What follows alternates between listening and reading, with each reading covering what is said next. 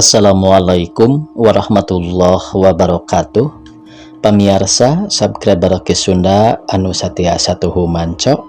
Alhamdulillah dina dangat ayeuna ke Sunda tiasa nepangan di pamirsa dina acara anu maneh saban wayah kieu nyaeta midangkeun dongeng Sunda. Neraskeun hancanu katunda wengi kamari judulna Gara-gara Sumur Ajaib bagian ke-15. Ieu anu nganggitna nyaeta Ki Masram. Sumangga supados teu nyangkolong teuing kana waktos wilujeng ngadangukeun. Pinter nyarita sia kawas nu nya teh nyaho. Padahal maneh mah gongli, bagong lieur, saladak suruduk neangan topi haji. Ibu Eje maneh namah nyaritana tetep heuras da panasaran kaambek can budal kabeh malah mun teu kahalangan kujang Adi mah. Euy Suryati teh rek dirontok deui ari euy Suryati geus teu pati ngalawanan sabab hatena hayang ngayakinkeun heula kajang Adim.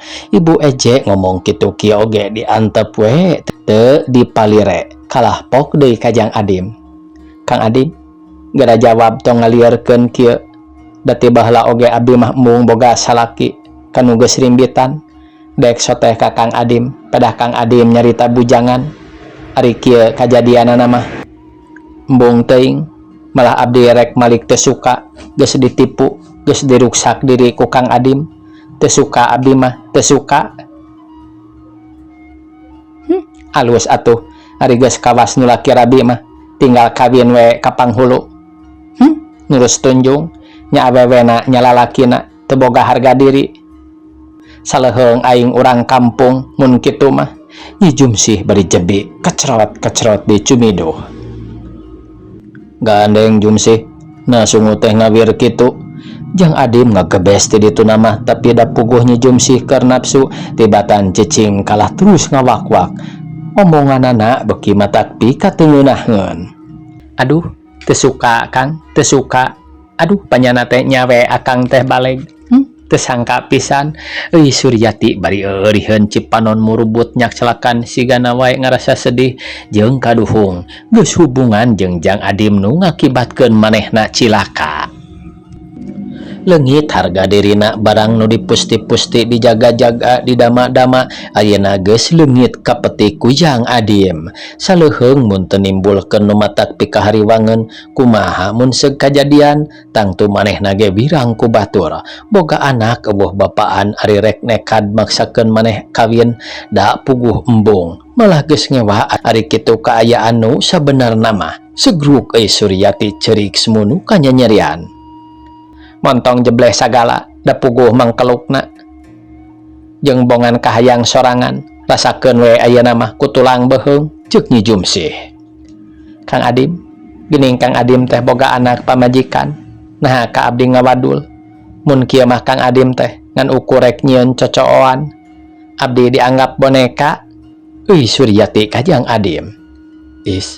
Hampura we akang teh tapi sanajan kitu oge geus teu perlu hariwang sabab akang bakal tanggung jawab kana sagala akibatna. Jang Adim maksudna mah ngalelemuh hate euy Suryati. Teu suka abdi mah teu suka. Ayeuna abdi geus embung darejengan komo dipihukum mah. Ibu geuning kieu abdi teh Bu. Euy Suryati bari nyusutan cipanon murubut nyak celakaan. Nah make embung dikawin sagala apan matak daek di kitu di kieu oge meureun bogoh top wae ku aing oge moal keukehan lalaki teu baleg kieu mah top mere. Nyi Jumsih seri koneng bibir jebi manehna tetep ngesek-ngesekeun. Megeus tong loba omong ayeuna mah maneh kudu buru-buru ngaberesan hutang jeung beberes kalebe meungpung sore keneh geus beres mah kami ge moal rek ngaganggu da ti baheula ge kami ngewa ka maneh teh ngewa kana kalakuan mah tapi ti heula kami sabar keneh da sugan beunang diomean ari kieu mah nu sabar oge teu bisa sabar wae sok buru-buru. Ibu Eje tandes nakeranan. Sabar atuh mak da kuring oge boga pikiran pamajikan hayang diberesan morek dihalangan dasar wa kuring oge geus teu bogoh ceuk Jang Adim. Buru-buru lain kalah Kang ngomong wungkul. Nyi Jumsih nyengor. Suryati ayeuna geus sadar manehna teu bisa kumaha, hate we bati mentegag kaduhung segede gunung abak ilang komara nu tanggung jawab kitu kaayaanana antukna kaambek nu tadi teh ngaleungit kagantiku ka era. Kang Adim teu sangka teuing Kang Adim teh gede bohong. Duh ibu berebat Suryati lompat balik ka imahna ku Jang Adim rek dihalangan, tapi gancang leungeunna ditewak ku Nyi Jumsih bari terus dibedol deui. Rek ka mana? Rek nuturkeun si ungkluk si Dayang. Aduh jor teuing ye masih rek dituturkeun rek dikawin oge. Asal diri aing beresan heula. Na maneh teh teu gablag teuing pikiran. Na maneh teh moal tanggung jawab ka emak. Dek ieu oge Jumsih. Tapi ke heula dagoan. Kami rek aya picaritan heula ka manehna. Jang Adim mere alasan. Gampang urusan jeung ungkluk mah. Tapi aing heula-heulakeun beresan. Nyi Jumsih maksa ngagusur Jang Adim sabab manehna ngarasa hariwang sok sieun Jang Adim terus kabur teu balik. Balik heula tong loba alasan da moal dianggap. Sabab geus apal ayeuna mah kana kalakuan maneh teh. Sok nipu, sok ngawadul. Ceuk Ibu Eje Mairan. Jig teh heula rek balik mah engke kami nuturkeun ayeuna rek aya picaritan heula sakedeung na teu sabaran teuing ma deui teu kudu sieun da duit mah isukan oge dibayar nah maneh kasieunnan teuing. Jang Adim rada leuleuy. Memang kasieunnan da maneh mah tukang ngawadul. Hayu buru-buru na teu boga ka era ditempokeun ku batur. Si kandal kulit beungeut sia. Mun dek era ge maneh mamaksa nu embung ngeukehan nu teu daek tempas Jang Adim. Halus ngomong teh. Ye dipaksa soteh da maneh nu salah. Maneh sarua jeung bangsat. Ari bangsat teh mun teu dipaksa digusur loba ekolna komo dibere kasempetan terus kabur. Moal panggih deui ayeuna aing rek maksa. Ayeuna aing rek maksa bangsat supaya daek dibawa ka pangadilan. Maneh bangsatna. Bangsat sagala-gala mun teu dipaksa moal mayar, moal tanggung jawab. Si teh gablag kekenyos sia. Akhirna Jang Adim teu bisa ngalawan atuh kapaksa nurut digiring balik. Sok maneh lempang teh heula kami nuturkeun tukangeun, ceuk Jang Adim. Maneh nu teh heula buru tong loba omong kaburu sore teuing, tembal Nyi Jumsih. Kabeneran aing mah boga minantu teh nurus tunjung. Ibu Eje bari ngiclik lempang nuturkeun Jang Adim. Ari Jang Adim sajeroning lempang hatena mah dugdag bingung ti mana keur nyerahkeun meuli surat talak, ti mana keur mayar hutang ka Ibu Eje. Lempang ti heula bari ngiluk tungkul teu beda ti bangsat nu digiring ka panjara. Datang ka imah tereureuk heula gorowok deui Nyi Jumsih ngawak-wak nyarekan salakina nu dicarekan teu bisa loba nembalan. Da puguh berat ngalawana salah aya di manehna nembal ge kalah beuki disengor. Katambah Nyi Jumsih mah dibantuan ku indungna. Atuh Jang Adim ngulahek da meunang sawatara lila mah nepi ka jempe teu ngaluarkeun kecap sakecap-kecap acan ngeluk tungkul lirbuk meunang mabuk teh lain bobodoan. Sabalikna Nyi Jumsih asa aya kasempetan keur ngabudalkeun sagala kanyeri hatena geus teu dipikir deui ngomong sajeplakna. Jempe manehna diganti ku Ibu Eje, tapi ari Ibu Eje mah teu kasar kawas Nyi Jumsih. Kawantu kolot tara bisa kasar najan keur ambek ge. Kakara nyentak teh ari Jang Adim na ngalawan. Hate Jang Adim beuki tagiwur tepuguh ka pamajikan kumaha ka Suryati kumaha duanana sarua dipiberat, kaduanana sarua nyieun kawirang. Kudu kumaha atuh manehna akal. Mere alasan itu ieu ge geus teu diandal nu sidi kalah nambahan bingung komo dipenta surat talak jeung dipenta duit 5.500 nu kamari teh mah. Menta tempo saminggu teu diberean, Nyi Jumsih tetep hayang narima surat talak isukan. Nya kitu deui Ibu Eje keukeuh kudu dibayar isukan. Da memang duit nu dibikeun ku Ibu Eje teh lain duit bogana sorangan, tapi duit jelema nu pesen barang. Malah nu bogana teh di kamari oge geus jol deui nagih. Lantaran eta Ibu Eje menta dibayar isukan. Kaharti merenya ayeuna mah ceuk Nyi Jumsih bari neuteup seukeut. Bener geus kaharti. yen maneh teh menta diserahkeun, tapi samemehna kami rek nanya heula. Nah keputusan maneh teh geus meunang mikir nu mateng. Nah moal aya kaduhung di akhirna jang Adim siga nu ngadoja ka Nyi Jumsih. Naon dadengean teh bisi kaduhung di akhirna? Ya, kami mah geus moal aya kaduhung-kaduhung. Ieu kaputusan geus meunang mikir. Teu sirikna dibeuweung diutahkeun heula, dipikir dibulak-balik. Daweuh deui jalan ari sabab geus karasa jeung kaalaman. Ti mimiti kami dipihukum ku didinya aya meureun 5 tahun mah. Batin kami teu weleh ruksak. Puguh deui ari harta banda mah. Nu geus aya oge kalah nungtutan beak. Nepi ka kiwari teu boga pisana naon. Ngandelkeun sabar da lain sabaraneun. Sedang kalakuan mah ti baheula eueuh robahna. Tetep salingkuh, tetep main curang, nganyerikeun hate kami nepi ka poe ieu pisan. Kalah beuki ka cida tur beuki ka nyahoan pisan ka teu balegan kalakuan maneh teh. Rek sabar rek cicing oge meureun kalah kami gering batin. Komo ayeuna leuwih-leuwih make kumaha wani ngawadul kami toha, wani nipu, wani nganyerikeun, rek mangyandungkeun. Coba pikir kumaneh nah genah hate kami henteu terido.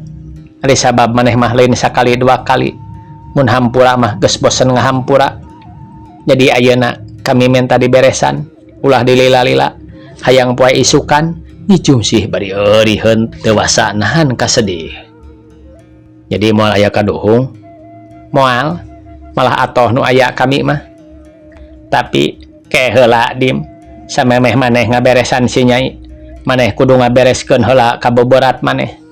Duit nu 5.500 mangkukna kudu dipulangkeun heula ka kami. Meureun maneh oge nyaho tur geus dibejaan yen eta duit teh lain duit kami, tapi duit nu pesen barang. Kamari oge geus jol deui nagih. Saha nu era, saha nu wirang, apan kami sorangan. Tadina oge daek meresot teh sugan teh nya wae keur ngubaran nu jadi incu. Ari pe kieu kabuktianana, geura pikir kumaneh na pantes eta kalakuan teh. Nangeunah ka kamina sarua we maneh mah geus nipu ka kami. Komo ieu dipake nganyerikeun pamajikan, sarua jeung nganyerikeun kami malah leuwih-leuwih nya ditipu nya dinyerikeun. Terus terang Dim, kami teu suka teu ridho. Ibu Ece nembongkeun karaheut hatena. Heueuh, maneh teh atuh teu boga teuing pikiran. Kakolot teh lain kadua mere nyukupan. Bet kalah ngagerejud panipuan. Padahal kolot mah kurang kumaha, tiba heula oge. Meureun kumaneh karasa ka nyaah mak teh nu asih dipulang sengit. Abong kena kolot bodo taya kanyaho asa aing pinter. Wah, geus lah, damun didongengkeun kabeh mah kagorengan maneh teh moal tamat 2 peuting. Nyi Jumsih mairan. Cing kumaha Dim kasanggupan maneh, kami hayang ngadengekeun. Sadaya-daya wae mak, abdi mah rumasa salah. Soal hutang ku abdi pasti dibayar ngan moal bisa ayeuna-ayeuna. Da duitna oge geus beak. Tembal jang Adim beungeutna meuni bareureum tina ku era. Har, eta teh duit batur Dim, kami geus era, pan maneh teh jangjina oge poe ayeuna lain. Tong ngalieureun ari kakolot teh nya nginjeumna maksa, ari dipenta dina waktuna teu puguh kieu. Aduh, duit 5.500 beak dipake jeung si ungkluk we meureun nya. Aya ku ngeunah duit ti mitoha dipake keperluan jeung si ungkluk.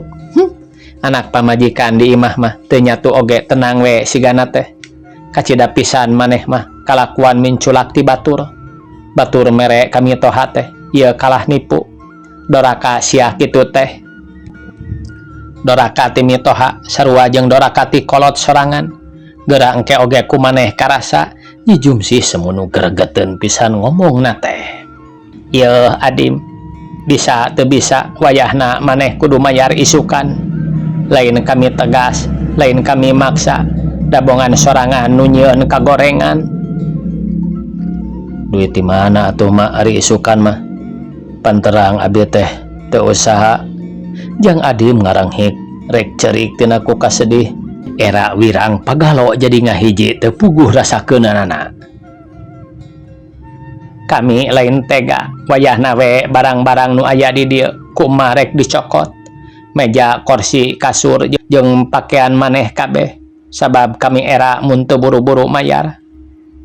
Tah kumaha satuju henteu? Ditanya kitu teh Jang Adim ngahruk pikirna pinuh ku kabingung da nya pisan ari ngandalkeun usaha mah iraha rek bisa mayar. Ari rek masrahkeun barang-barang jeung pakaian mana keur salin da puguh ngan tilu setelna. Dicokot 2 setel ogengan tinggal hiji nu keur dipake. Kulantaran ku Ibu Eja dipaksa atuh manehna nyerah. Teu lila meja kursi jeung kasur geus aya di luar. Tah hutang ka emak mah punah we lah. Ayeuna iraha maneh rek mere surat talak ka si Nyai. Duh kanya paling bisa oge saminggu deui kitu ge sugan aya milik. Sangeuk teuing kami kudu lila-lila nungguan. Geus kesel kami teh, geus kesel. Isukan we sakalian ame buru-buru beres. Tembal Nyi Jumsih. Ari isukan mati mana duitna Jumsih? Daguan we da moal burung teu diserahkeun.